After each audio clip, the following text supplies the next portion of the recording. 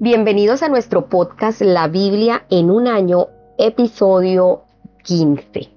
El tema de hoy, flojos con el crimen. Los titulares periodísticos suelen expresar indignación ante jueces que son blandos con el crimen y no imponen los castigos adecuados por los delitos cometidos.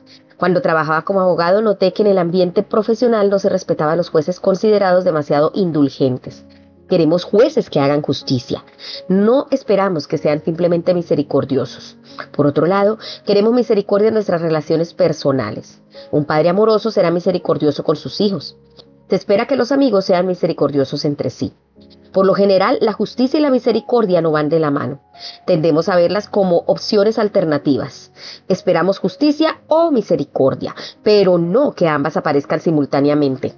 No obstante, Dios es alguien que juzga con justicia y también es un Dios de misericordia. ¿Cómo puede combinar estas dos características que en apariencia son contradictorias? La respuesta es que el sacrificio de Jesús ha hecho posible que Dios combinara tanto la justicia como la misericordia. Cuando conocí a Jesús, la siguiente ilustración me ayudó a entender lo que Él logró por nosotros en la cruz. Dos personas asistieron juntas a la universidad, a la escuela y a la universidad forjando una estrecha amistad.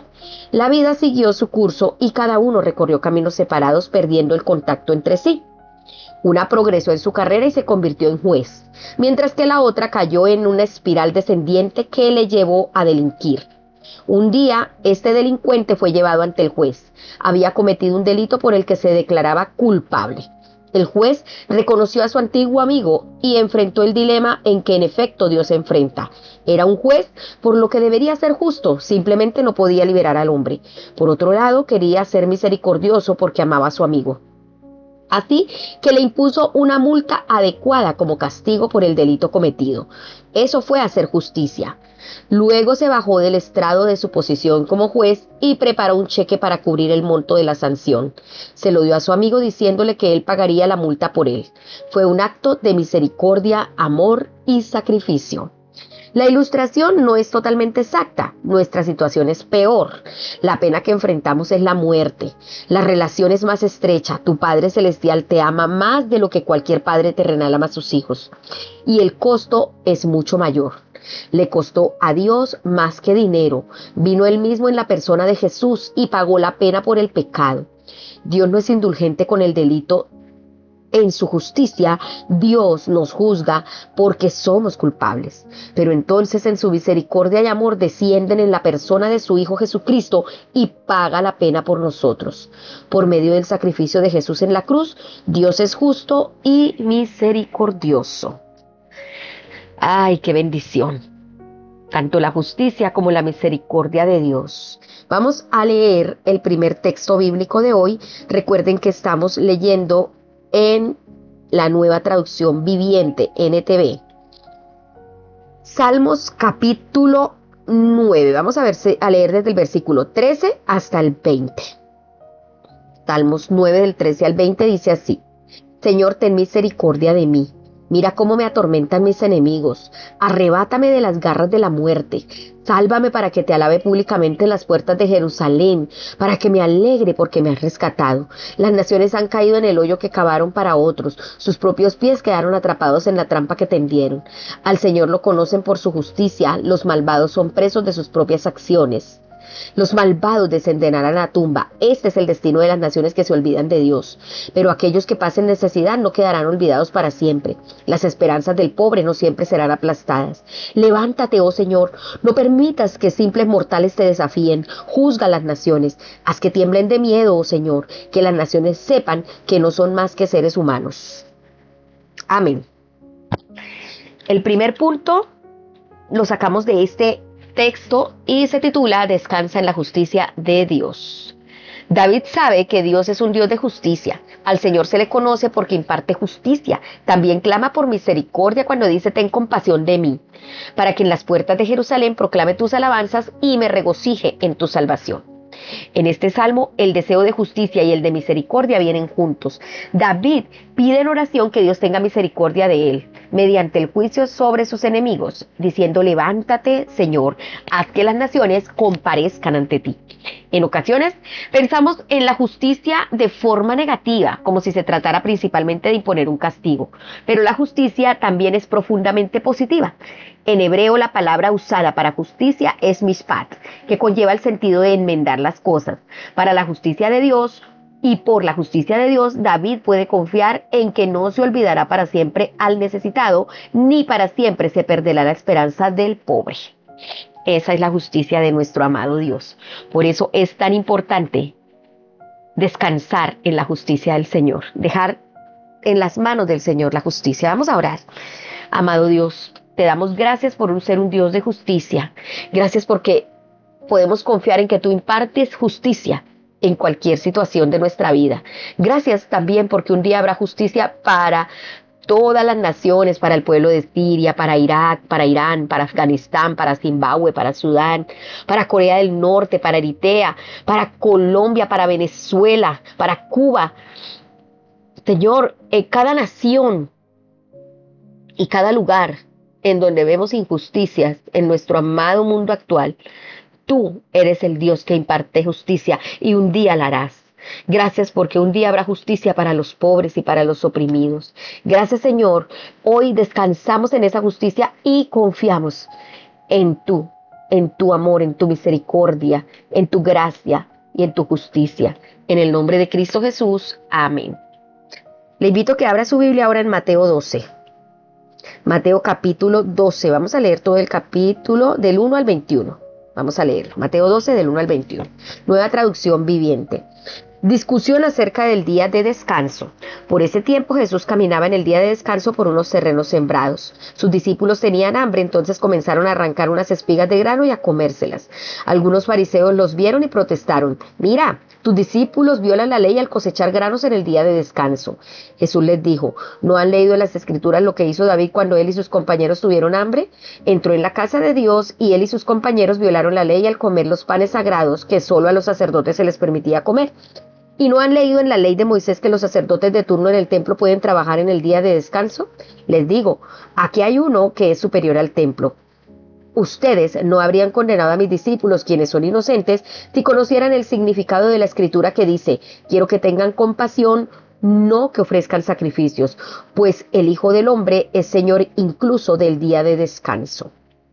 Jesús sana en el día de descanso.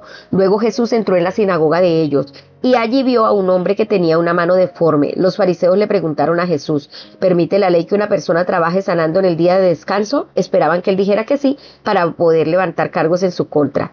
Él les respondió: si tuvieran una oveja y ésta cayera en un pozo de agua en el día de descanso, ¿no trabajarían para sacarla de allí? Por supuesto que lo harían. ¿Y cuánto más valiosa es una persona que una oveja? Así es, la ley permite que una persona haga el bien en el día de descanso. Después le dijo al hombre: extiende la mano. Entonces el hombre la extendió y la mano quedó restaurada igual que la otra. Entonces los fariseos convocaron una reunión para tramar cómo matar a Jesús. Jesús, el siervo elegido de Dios. Pero Jesús sabía lo que ellos tenían en mente. Entonces salió de esa región y mucha gente lo siguió. Sanó a todos los enfermos de esa multitud, pero les advirtió que no revelaran quién era él. Con eso se cumplió la profecía de Isaías acerca de él. Miren a mi siervo, al que he elegido. Él es mi amado, quien me complace. Pondré mi espíritu sobre él y proclamará justicia a las naciones. No peleará ni gritará ni levantará su voz en público. No aplastará la caña más débil ni apagará la vela que titila. Al final hará que la justicia salga victoriosa y su nombre será la esperanza de todo el mundo. Amén. Wow, qué bendición. El segundo punto se titula: recibe la misericordia de Jesús. En ocasiones enviamos paquetes y pagamos una etiqueta con las palabras frágil, tratar con cuidado. ¿Alguna vez sentiste la necesidad de aplicar una etiqueta así sobre tu persona? Jesús rechazó por completo el legalismo de los fariseos, citando y cumpliendo las profecías de Oseas: lo que pido a ustedes es misericordia y no sacrificios. Esto se compara en Mateo 12:7 y Oseas 6:6. La justicia y el legalismo no son lo mismo. De hecho, pueden llegar a ser valores opuestos. Jesús incumple las estipulaciones legalistas y farisaicas al sanar a un hombre en el día de reposo mediante un acto de gran misericordia, amor y compasión. Jesús combina la justicia y la misericordia. Cumple todas las promesas del Antiguo Testamento que hablan de que Dios llevaría la justicia a las naciones. Aquí Mateo cita la profecía de Isaías, en Isaías 42 del 1 al 4, que Jesús cumplió en Mateo 12 del 18 al 21. ¿Cuál es esa? Traería justicia a las naciones y haría triunfar la justicia. Además, Él está lleno de misericordia, amor y compasión, diciendo: no acabará de romper la caña quebrada ni apagará la mecha que apenas arde hasta que haga triunfar la justicia. Hay momentos en la vida cuando estamos física, emocional o espiritualmente frágiles, como una caña quebrada o una mecha que apenas arde. A diferencia de muchos, Jesús sigue mostrándonos la misericordia, amor y compasión aun cuando somos débiles y frágiles. Cuando estamos en fragilidad, Jesús nos trata con cuidado. Jesús cita uno de los cantos del siervo de Isaías 40 al 55. Estos cantos tratan sobre el siervo sufriente que sacrificará su vida a fin de obtener el perdón de los pecados de muchos. En estos cantos del siervo, la misericordia y la justicia de Dios van de la mano. El mundo es rectificado, la justicia y la opresión, la injusticia y la opresión son terminadas y los necesitados y oprimidos son libres. Pero eso es Dios mismo quien hace el sacrificio, quien carga el castigo y las consecuencias de nuestros pecados. En lugar de ser aplastados por la justicia de Dios, somos liberados en la cruz. La misericordia y la justicia se encuentran. Vamos a darle gracias al Señor por esa promesa. Vamos a darle gracias al Señor porque su misericordia está dispuesta para nosotros y nosotros debemos recibir su misericordia porque Él no aplastará la caña cascada ni el pabilo que apenas humea. Señor, gracias por venir como siervo sufriente. Gracias por haber hecho posible que la justicia y la misericordia se unieran por medio de tu sacrificio en la cruz. Gracias porque nos sostienes y tienes misericordia y nos tratas con fragilidad y cuidado cuando estamos débiles. Nos fortaleces, Señor, y nos ayudas a levantarnos para impartir tu justicia y también tu misericordia grata. Gracias, Señor, en el nombre de Jesús. Amén. Ahora les invito a que abran su Biblia en Génesis capítulo 31. Vamos a leer todo el capítulo 31. Jacob huye de Labán. Entonces Jacob se enteró que los hijos de Labán se quejaban de él y decían: Jacob le robó todo a nuestro padre, logró toda su riqueza a costa de nuestro padre. Y Jacob comenzó a notar un cambio en la actitud de Labán hacia él. Entonces el Señor le dijo a Jacob: regresa a la tierra de tu padre y de tu abuelo y a tus parientes de allí, y yo estaré contigo. Entonces Jacob mandó llamar a Raquel y a Lea al campo donde él cuidaba el rebaño y les dijo: noto un cambio en la actitud de su padre hacia mí, pero el Dios de mi padre ha estado conmigo. Ustedes saben con cuánto esfuerzo trabajé para su padre. Sin embargo, me ha estafado, cambiado mi salario 10 veces. Pero Dios no le ha permitido que me haga ningún daño. Pues si él decía: los animales manchados serán tu salario, todo el rebaño comenzaba a dar crías manchadas. Y cuando él cambiaba de opinión y decía: los animales rayados serán tu salario, entonces todos los rebaños producían crías rayadas. De esa manera, Dios ha tomado los animales de su padre y me los ha entregado a mí. En una ocasión durante la época de apareamiento tuve un sueño y vi que los chivos que se apareaban con las hembras eran rayados, manchados y moteados. Y en mi sueño el ángel de Dios me dijo: Jacob. Y yo respondí: sí, aquí estoy. El ángel dijo: levanta la vista y verás que solamente los machos rayados, manchados y moteados se aparean con las hembras de tu rebaño, pues he visto el modo en que Labán te ha tratado. Yo soy el Dios que se te apareció en Betel, el lugar donde ujiste la columna de piedra y me hiciste el voto. Ahora prepárate, sal de este país y regresa a la tierra donde naciste. Raquel y Lea respondieron: por nuestra parte está bien, de todos modos nosotras no heredaremos nada de las riquezas de nuestro padre. Él ha reducido nuestros derechos a los mismos que tienen las mujeres extranjeras y después de habernos vendido derrochó el dinero que tú le pagaste por nosotras.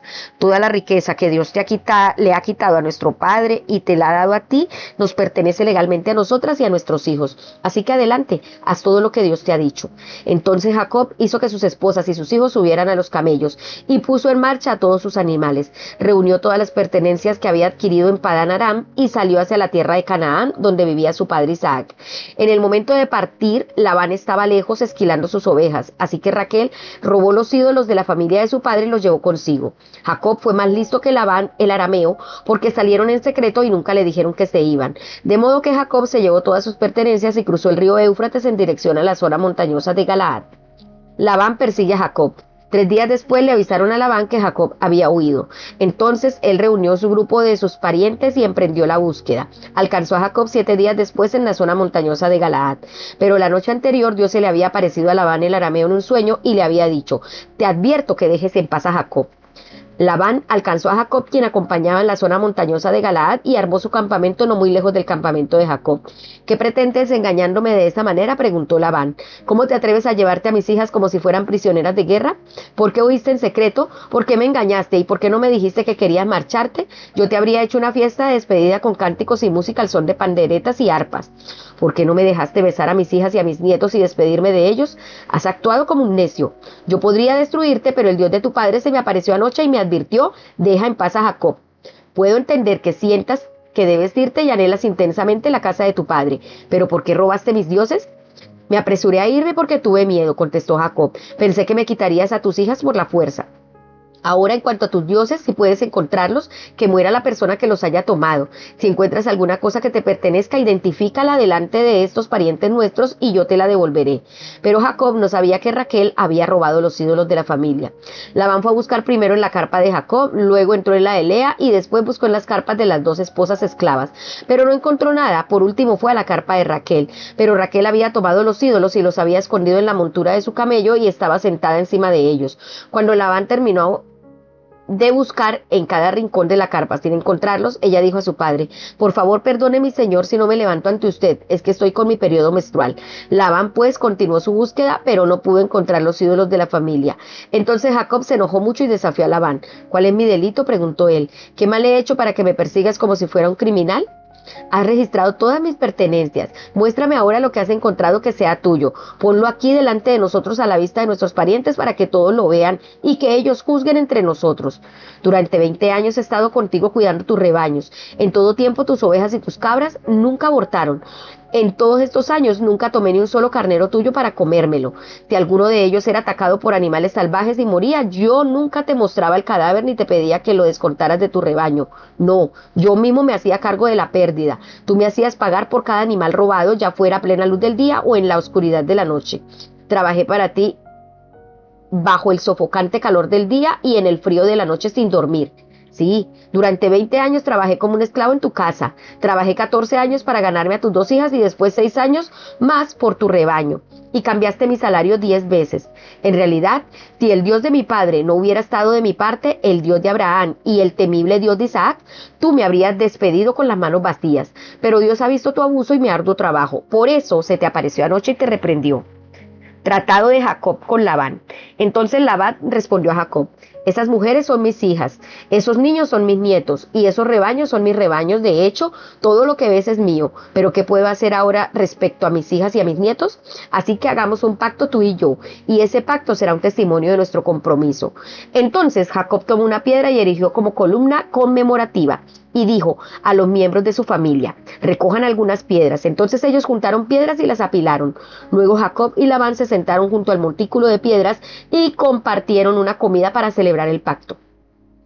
Con el fin de conmemorar el suceso, Labán llamó a aquel lugar Jegar Sa'at-Duta, que significa montículo del testimonio en arameo, y Jacob lo llamó Galaad, que significa montículo del testimonio en hebreo. Entonces Labán declaró: este montículo de piedras quedará como testimonio para recordarnos el pacto que hemos hecho hoy. Esto explica por qué ese lugar fue llamado Galaad, montículo del testimonio, pero también se le llamó Mizpa, que significa torre de vigilancia, pues Labán dijo: que el Señor nos vigile a los dos para cerciorarse de que guardaremos este pacto cuando estemos lejos el uno del otro. Si tú maltratas a mis hijas o te casas con otras mujeres, Dios lo verá, aunque nadie más lo vea. Él es testigo de este pacto entre nosotros. Mira este montículo de piedras, continuó Labán, y mira esta columna conmemorativa que he levantado entre nosotros. Están entre tú y yo como testigos de nuestros votos. Yo nunca cruzaré este montículo de piedras para hacerte daño, y tú nunca debes cruzar estas piedras o esta columna conmemorativa para hacerme daño. Invoco al Dios de nuestros antepasados, el Dios de tu abuelo Abraham y el Dios de mi abuelo Nacor, para que sea juez entre nosotros. Entonces Jacob juró delante del temible Dios de su padre Isaac respetar la línea fronteriza. Luego Jacob ofreció un sacrificio a Dios allí en el monte e invitó a todos a un banquete para celebrar el pacto. Después de comer, pasaron la noche en el monte. Labán se levantó temprano a la mañana siguiente, besó a sus nietos y a sus hijas y los bendijo. Después se marchó y regresó a su casa. Ay, estas historias emocionantes ponen las emociones en contraste, ¿no? Porque vemos aquí un abuelo dolido también por que se llevaron a sus nietos, un padre dolido porque llevaron a sus hijos, pero también vemos a un esposo tratando de encontrar justicia, ¿sí? Y que la encontró en el Señor y haciendo su reino aparte, digámoslo así. Este tercer punto se titula Regocíjate en el sacrificio de Dios. ¿Alguna vez experimentaste una promesa de ascenso y promoción laboral que nunca llegó o pasaste incontables horas trabajando hasta tarde para completar la tarea de una persona ingrata? ¿Alguna vez fuiste víctima de la envidia, la acusación falsa o el engaño? Gran parte de este pasaje resuena en nuestra vida cotidiana. Por eso en nuestras situaciones diarias de frustración y dolor nos llena de confianza saber que el Señor siempre tiene la última palabra.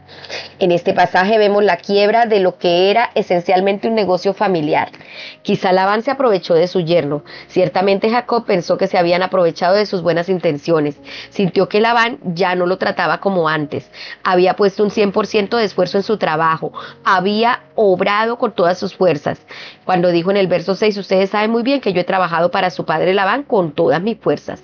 Las condiciones bajo las que trabajó Jacob habían sido muy duras. Su suegro había sido un jefe bastante severo. Había hecho que Jacob pagara por cualquier pérdida que ocurriera debido a un accidente o el robo por parte de otros. Sus condiciones laborales eran muy insatisfactorias.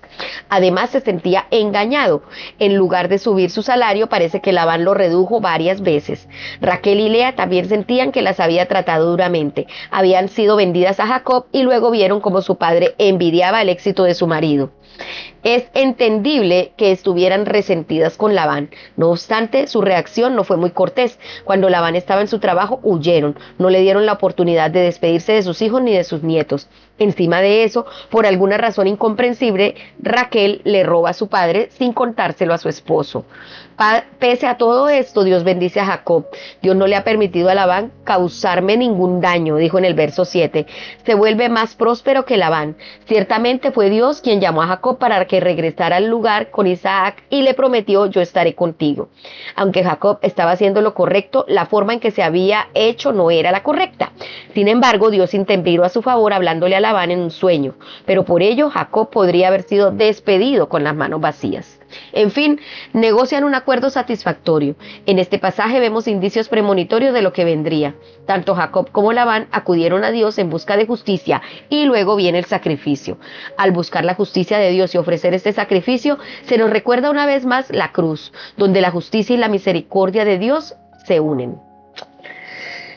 Ay, gracias, Señor. Vamos a orar.